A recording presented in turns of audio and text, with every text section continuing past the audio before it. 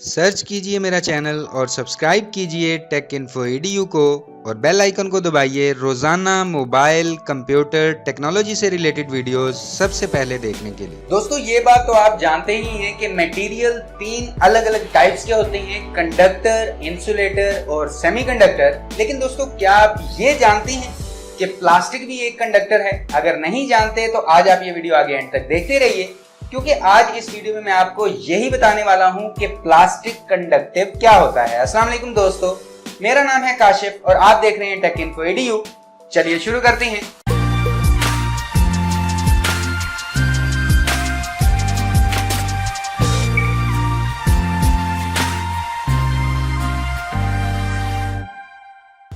दोस्तों आप सभी कंडक्टर, इंसुलेटर और सेमीकंडक्टर के बारे में तो जानते ही हैं, और अगर नहीं जानते तो कंडक्टर का मतलब है मेटल, इंसुलेटर का मतलब है रबर या प्लास्टिक और सेमीकंडक्टर का मतलब है सिलिकॉन।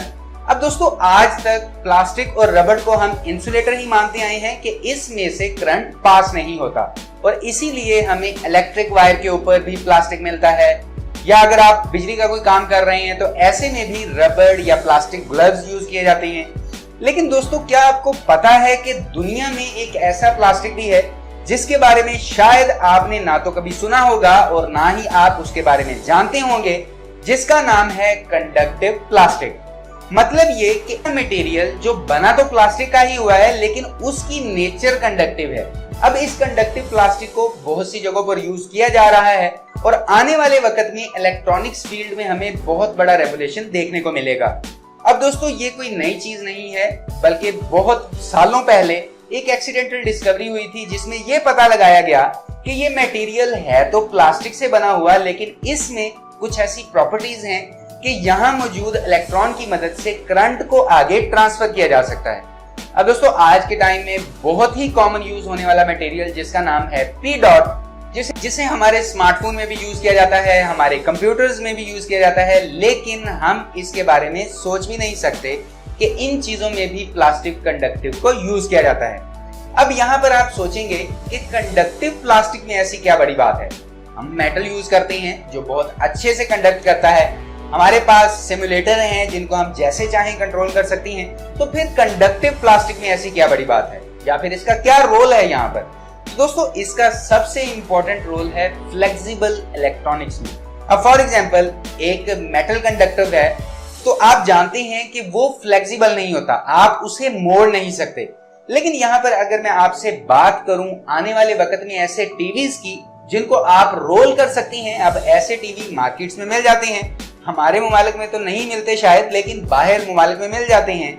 या फिर ऐसे डिस्प्ले जो फ्लेक्सिबल होते हैं, या फिर आने वाले टाइम में क्या पता आपके पास ऐसे फोन हो जिनको आप फोल्ड कर सकती हैं, जितना मर्जी तोड़ मरोड़ सकती हैं, क्योंकि अगर आपके उस फोन में फ्लेक्सिबल पार्ट्स लगे हुए हैं तो ऐसे पार्ट्स बनाने के लिए यूज किया जाएगा प्लास्टिक कंडक्टिव को, जिसकी मदद से ऐसे फ्लेक्सिबल फोन्स डिजाइन हो पाएंगे।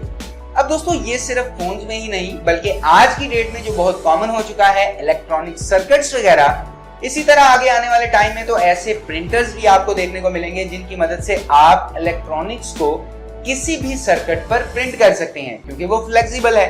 फॉर एग्जांपल आपने कोई शर्ट पहनी हुई है, कोई जैकेट पहनी हुई है, तो वो उस इलेक्ट्रॉनिक सर्किट से बनी है और फ्लेक्सिबल है क्योंकि यहाँ पर यूज किया गया होगा कंडक्टिव प्लास्टिक को। इसी तरह इसकी एक और बहुत बड़ी मिसाल है सोलर पैनल। जो आप बड़े बड़े एक्सपेंसिव सोलर पैनल देखते हैं जो काफी वजनी भी होते हैं, तो क्योंकि वो बने होते हैं सिलिकॉन के, लेकिन अगर उनको बनाया जाए कंडक्टिव प्लास्टिक से तो मतलब ये है कि उनको एक फ्लेक्सिबल शीट पर प्रिंट किया जा सकता है, जिसे आप कहीं पर भी बहुत ही आसानी से यूज कर पाएंगे और उसका इतना वजन भी नहीं होगा और ना ही उसकी इतनी कॉस्ट होगी। तो दोस्तों मुझे उम्मीद है कि आप कंडक्टिव प्लास्टिक के बारे में अच्छे से जान गए होंगे कि ये क्या है और आने वाले टाइम में ये हमें किस किस जगह पर देखने को मिलेगा।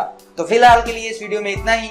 वीडियो देखने के लिए आपका बहुत बहुत शुक्रिया, और अगर आपका कोई भी सवाल हो, चैनल से रिलेटेड कोई राय हो, तो नीचे कमेंट सेक्शन में मुझे जरूर बताइएगा। और अगर अभी तक आपने इस चैनल को सब्सक्राइब नहीं किया तो जल्दी से सब्सक्राइब कर लीजिए, क्योंकि मैं आपके लिए रोजाना यहाँ पर ऐसी ही इंटरेस्टिंग वीडियो लेकर आता रहता हूँ। तो अभी के लिए इस वीडियो में इतना ही। नेक्स्ट वीडियो में इंशाल्लाह मुलाकात होगी। अपना ख्याल रखिएगा। अल्लाह हाफिज।